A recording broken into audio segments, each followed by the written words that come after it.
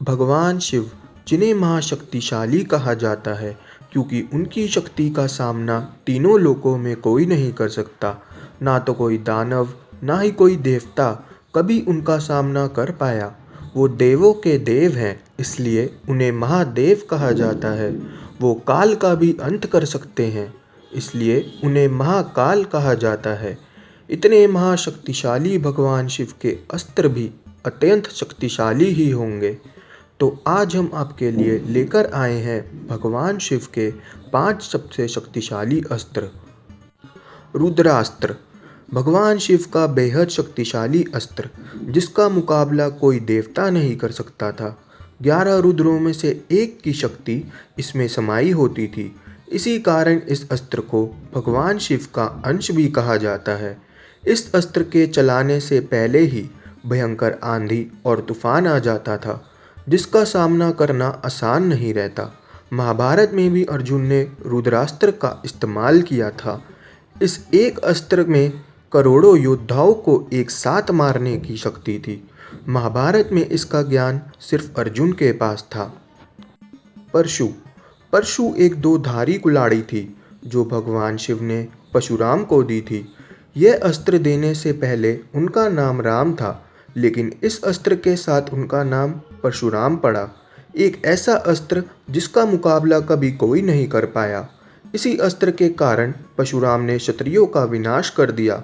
इसका सामना कभी कोई दूसरा अस्त्र नहीं कर पाया। अपना कार्य पूरा करने के बाद भगवान परशुराम ने यह हथियार गणेश जी को दे दिया। इसके बाद इस अजय अस्त्र का वर्णन सिर्फ गणेश जी के साथ ही किया जाता है। समय आने पर गणेश जी इसका इस्तेमाल खास कार्य के लिए करेंगे। पशुपतास्त्र, एक ऐसा अस्त्र जो पूरे ब्रह्मांड का विनाश कर सकता था। इस अस्त्र को छोड़ने के बाद कोई और अस्त्र इसे रोक नहीं सकता था। इसके विरुद्ध चलाया गया पशुपतास्त्र ही इसे रोक सकता था। इस अस्त्र को छोड़ने के बाद इससे प्रचंड शक्ति निकलती थी, जो भगवान शिव के तेज से उत्पन्न होती थी। इसी के साथ इसमें से कई दैत्य और अन्य अस्त्र भी निकलते थे जो महाविनाश लाते थे। द्वापर युग में इसका ज्ञान अर्जुन के पास था। वहीं त्रेता युग में इसका ज्ञान महर्षि विश्वामित्र, भगवान परशुराम और मेघनाथ के पास था। यह इतना घातक अस्त्र था कि यह विरोधी के साथ साथ चलाने वाले के लिए भी खतरा था। 3 बाण, भगवान शिव का एक ऐसा विनाशक अस्त्र जिसका मुकाबला महाभारत में हो सकता था, लेकिन श्री कृष्ण ने इसे रोक लिया। भगवान शिव ने घटोत्कच के पुत्र को 3 बाण दिए थे। पहले बाण से लक्ष्य को चिन्हित किया जाता था जिनको नष्ट करना हो। दूसरे बाण से उन्हें चिन्हित किया जाता था जिन्हें बचाना हो। इसके बाद तीसरा बाण हर लक्ष्य को भेद देता था। इसे कोई और अस्त्र नहीं रोक सकता था। इसकी परीक्षा श्री कृष्ण ने महाभारत युद्ध से पहले ली थी।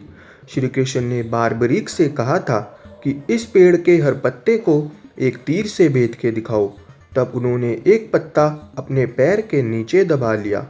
बारबरीक ने एक ही तीर से हर पत्ता भेद दिया, श्री कृष्ण के पैर के नीचे रखा पत्ता भी। तब श्री कृष्ण ने बारबरीक का सिर मांग लिया।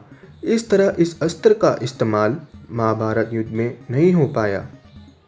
त्रिशूल, भगवान शिव का सबसे शक्तिशाली अस्त्र, जिससे कभी कोई देव या दानव बच नहीं पाया। एक ऐसा अस्त्र जिसमें भगवान शिव की शक्ति समाई हुई थी। भगवान शिव के त्रिशूल के सामने कोई वरदान काम नहीं करता था। इसके चलाए जाने के बाद किसी भी चिरंजीवी को बचाया नहीं जा सकता था। पुराणों में त्रिशूल के कई अलग अलग तरह के वर्णन मिलते हैं। कई जगह इसको उत्पत्ति पालन और विनाश के रूप में दिखाया जाता है। कई जगह इसे भूतकाल, भविष्यकाल और वर्तमान काल को चलाने वाला अस्त्र बताया जाता है। इसके वर्णन जरूर अलग अलग थे, लेकिन एक बात सामान कि यह पुराणों में बताया सबसे शक्तिशाली अस्त्र था। दोस्तों, अगर आपको यह जानकारी अच्छी लगी हो तो कमेंट बॉक्स में हर हर महादेव लिखकर चैनल सब्सक्राइब जरूर कर लें, क्योंकि अस्त्र वो हैं जो बनाए और मिटाए जा सकते हैं, लेकिन शिव वो अनंत शक्ति हैं जो कल भी थी और अनंत तक कायम रहेगी। बस आपको उसे महसूस करने का तरीका ढूंढना है।